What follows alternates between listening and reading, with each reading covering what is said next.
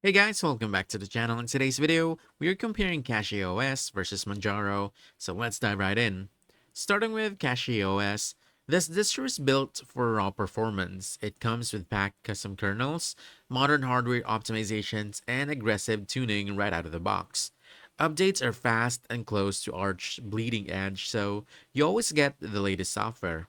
It's user friendly, but really shines for intermediate users who want a high performance system with minimal tweaking.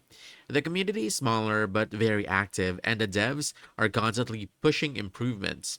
So if you want speed, modern tech, and maximum optimization, CachyOS is your weapon. Now let's talk about Manjaro.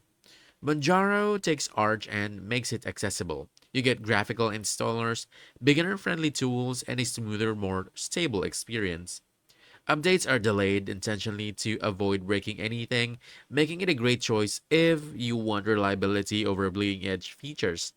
The community is huge. Support is everywhere, and you get multiple desktop editions like KDE and GNOME, giving you flexibility right from the start.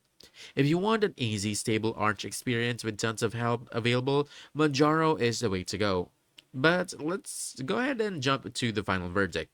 I want to say CachyOS. You want to go with this one if you want cutting edge performance, but you want to go with Manjaro if you want stability, simplicity, and a massive community backing you up. That's it. If you found this helpful, don't forget to hit the like button, subscribe for more quick guides, and I'll see you in the next one. Thanks.